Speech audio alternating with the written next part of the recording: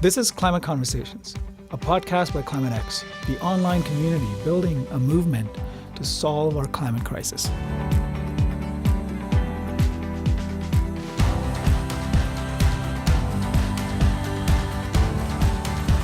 Welcome to Climate Conversations. I'm Rajesh Kasturirangan, and I'm joined by Laura Howells. Hi, Rajesh. How are you? I'm pretty good. Good. Knee deep in plastic bags. What do you think? I was reading an article on the BBC News recently saying that we produce so much waste plastic every year that it fills something like 34 times Manhattan Island, up to kind of ankle deep plastic, which is a visualization that really grabbed my attention. It's hard to imagine or quantify quite so much plastic, but what can we do about it? And plastic finds its ways in so many things. In the Pacific Ocean, in the stomachs of cows. And I have to tell you that when plastics first came out in India when I was a kid, they were so rare that I used to hoard plastic bags. Really? Yeah. Gosh. In fact, my grandmother never threw away a plastic bag, ever. Amazing. My parents are they're really into recycling, and so there's a cupboard in our house somewhere that is like chock-a-block full of plastic bags that they then they put in the boot of their car and they take to the supermarket and they use it every single week. So they're so committed to it, and I think it's great. But I remember backpacking around Thailand when I was a teenager, and there were plastic bottles washing up on these beautiful beaches that 20 years ago would have been so pristine. Indeed. But the question is, what can we do about it? I know that I've seen some interesting innovations recently about people trying to get rid of plastic bottles and instead creating these, I don't know how to explain it, like bubbles almost that hold water within them. Yes. And they're looking to turn that into an innovation that makes its way into supermarkets. Yeah. There have been many. So certainly in India, people use earthenware. So instead of using plastic, use a biodegradable material, clay. Oh, yeah, fantastic. Yeah, especially for hot things, not for cold stuff. Nice. So, yeah. And I know in the UK, I can't remember if it was this year or last year now, but they introduced a plastic bag tax. So if you go to any shop or supermarket and you want to use a plastic bag, you're being charged like 5p, 10p, something like that, to try and discourage people from using it. I don't know how effective it is yet. I guess that hopefully there'll be some data on that soon, but... Actually, I think in Cambridge and some of the other towns in this area, plastic bags have been essentially banned, and even paper bags, you now have to pay for them. Oh, interesting. Yes. I think that's a great way of tackling 10 cents. it. Nice. Yes, and I think that I know by talking to people at Trader Joe's, it has reduced their paper bag usage by quite a bit. Fantastic. Yeah. I was in Boston, Logan the other day, and what I really like about a lot of American airports is when you have to get rid of your water going through security, you can just dump out the water and keep the empty bottle. Whereas a lot of other international airports I travel to, you have to throw away your bottle and buy another one on the other side, which I absolutely hate because what an absolute waste. We've had some fantastic posts on plastic on ClimateX. So there are these new ideas that are essentially about fishing for plastic, right? Which I kind of like because I don't like fishing for fish. So fishing for plastic, I'm totally fine with. And so what's the aim then? You fish for plastic and what do you do with it? I'm assuming that it'll either be recycled or go into a landfill. But I should find out more about exactly how that plastic is going to be used or reused. I'd say it's an exciting idea. What not concerns me, but what pops into my mind is how can this be done on scale? I would love to see some kind of innovation or model that allows us to maybe fish for plastic or, gain plastic from the ocean in a way that can be done en masse, because in my head, I'm picturing a couple of guys sitting around with fishing lines on the river. But I would love to see how that can be done on scale. I think the idea, at least a scalable hypothesis, is you have these massive lines, just like deep sea fishing, where you're essentially lining an entire sector of the ocean. What I found interesting about this article is that people are tracking plastic just like they track fish.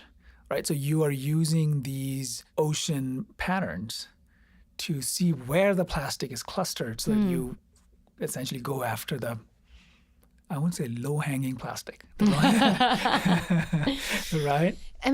It's great to get rid of what we've already got, but what stands out to me is it ever going to make a difference unless we stop producing so much plastic and adding to it?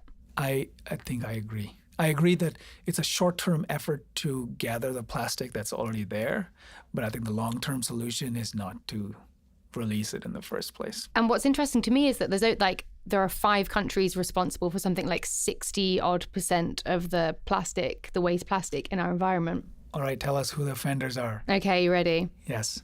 So the biggest offenders, China.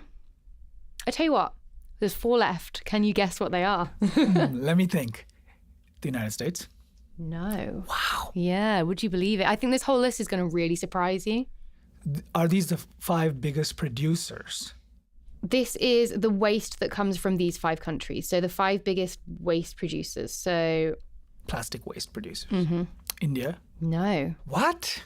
Okay, so China. Yes. Which you have already mentioned. Russia. No. Oh, wow. Oh, my goodness.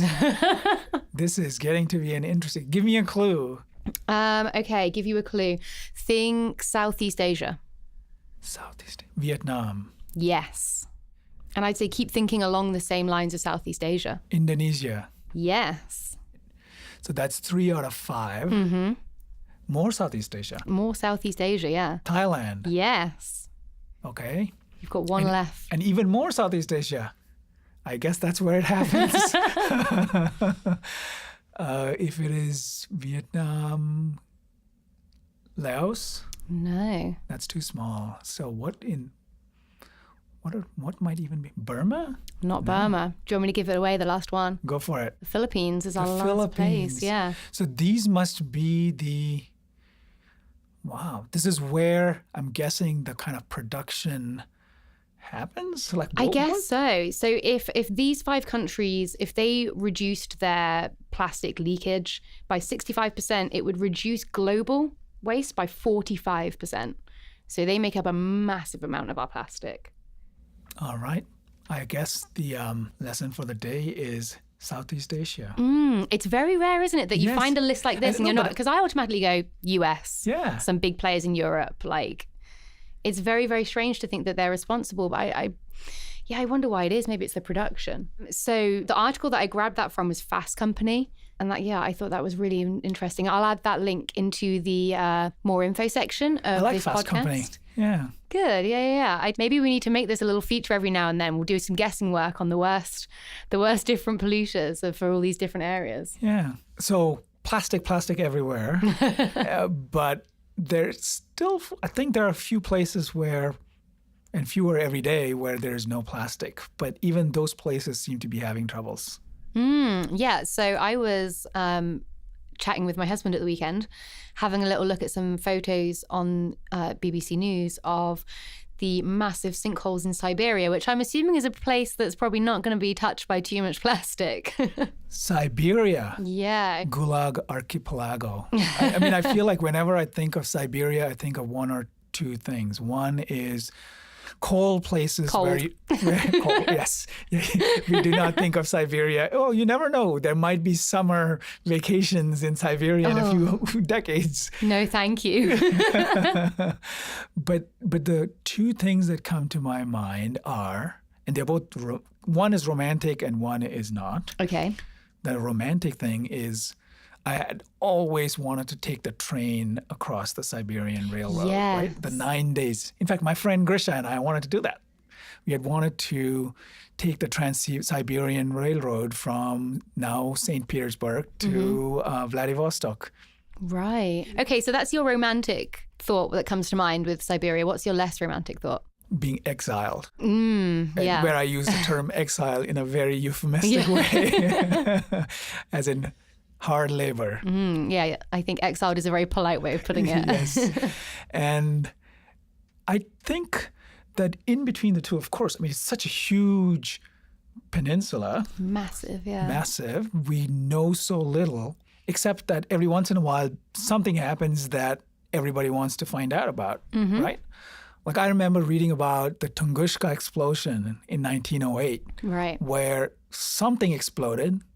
UFO types think it was, it was Roswell before it became Roswell, Nice. right? But I think that the scientist types who want to spoil the party think it was a rock from outer space that landed in the best possible spot, pretty much. Yeah, I was going to say there are very few places more sparsely populated than Siberia.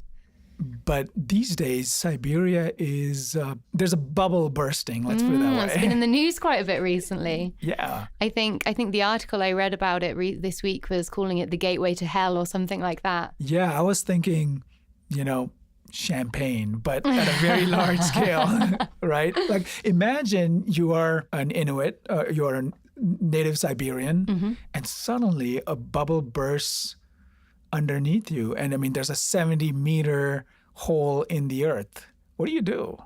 I mean, it's insane. I couldn't even picture it until I saw some of the images online. I couldn't quite imagine how massive they were, but it looks like almost like they never end, and they're so deep and so black. And it's quite a terrifying thing to behold. So if I was an Inuit and I was suddenly affronted by that, I don't know what I'd do. Run. Very far. And it releases methane, which is a lot worse than carbon dioxide. And I'm assuming like these sinkholes are big enough that the change in methane is going to be measurable and impactful, right? I mean, these large bubbles, perhaps not. I don't know. I'm not a scientist, or I'm not a climate scientist. But nevertheless, it tells you that there is, so from what I've read, there's more methane trapped in the, and therefore more carbon trapped in these tundra permafrost than there is carbon in the atmosphere right now. And that's a really terrifying thought that I really don't want to have to think about tonight. Right? So if all of that gets released, then all bets are off. We're screwed. Yes. It's all over. Exactly. I mean, the problem is, like you say, Siberia is so vast. It's not like you can plan for it, prepare for it, do anything about it. This landscape is unmanageable in its size, in its coldness. If this keeps happening, if we continue to have these bubbles bursting and this methane release, what happens? What happens to our ozone layer? I would have to call my favorite climate scientist to answer that question. Yeah. But I do think my sense is we can't do anything about it. Like if it is indeed, if it's at that, like I think what we are all hoping is it doesn't happen at that kind of rate, that there's absolutely no controlling it whatsoever. Right. But I guess it puts more pressure on us from our side of things, from the human side of things, to go, there are going to be natural events in the environment that we can do absolutely nothing about. And so reducing our own emissions and doing the things that we know we have some control over, that's the only way we can mitigate some of these massive risks. I would hope so. And I also think on the flip side, if it does start accelerating, I mean, I don't know when we'll find out, but if it happens, and then I can also imagine very sort of extreme measures that would have to be taken in response to it. Right. It's like Yellowstone. My dad and I were discussing Yellowstone the other day, and it's kind of, if it happens, it happens, and there's kind of nothing you can do about it. It's so humongous. Its scale is so vast that it literally, if there were to be some kind of eruption and activity, there's nothing that the North American continent can do anything about. So which makes me think of a kind of a strange contradiction, which is on the one hand, we think of climate change as something human caused, right? We call it the Anthropocene, like when humans cause so much change that they are a geological force. But at the same time, once the train leaves the station, humans are no longer in control, right? Absolutely. Like, so it is the anti-Anthropocene once the Anthropocene is over. So it feels like we got this small window where we feel like we are ruling the earth. So powerful, and then boom. Well, it'll take one massive environmental disaster to really put us in our place, I think, and show us that, we can be the most technologically advanced nation, place, species. And yet, a single event could wipe us out. That's it. It's all over. I remember reading Arthur C. Clarke's The City and the Stars. If you haven't read it, you should. Okay. Yeah, I'll get on that. And there's this little phrase in it which has always struck me. So the most of the action happens hundreds of millions of years after what's being described. But it seems humans were very, very technologically advanced. They went to the stars and they saw something that was so much more powerful than them that they then came back and said, we got to go back to the drawing table, right? And we need to fix ourselves. Yeah. And the lesson was the stars are not for man, right? And unfortunately, it looks like it's not clear if Earth is for man either. No, yeah, we're not doing a very good job of it, are we? Yeah. And so I want to think about Siberia, because Siberia, the vastness of Siberia is still one of those places which is sort of not human. Yeah, it's kind of defeated us. Yeah. And we need to pay some attention to that. Absolutely. I mean, I can't even imagine the difficulty that governments, people are going to face in trying to access that landscape and do something about it, even just measure it. Make Siberia great again. Well, looks like we're coming to the end of our episode, and it's time for our burning question. Go on then. What's the burning question this week, Rajesh? Since we've been talking about plastic, what are your top 5 ideas of getting rid of all the plastic that we have on this planet? Oh, I like that. Okay, so what we need is some good solutions, the best ways of getting rid of that plastic, or maybe reducing the plastic we're using so that there's less waste plastic. Yep. Reduce, replace, reuse, however. Okay, so a shout out to all of our members and listeners. We would love for you to get in touch with us and tell us how you think the best solutions can approach getting rid of waste plastic. As always, you can get in touch with us either on the ClimateX site, which is climatex.mit.edu.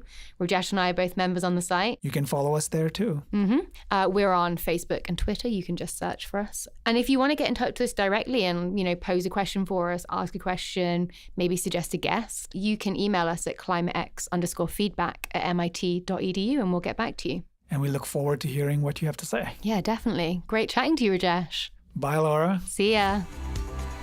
Climate Conversations is brought to you by MIT's ClimateX, an online community dedicated to solving the climate crisis. Visit us at climatex.mit.edu and join the conversation.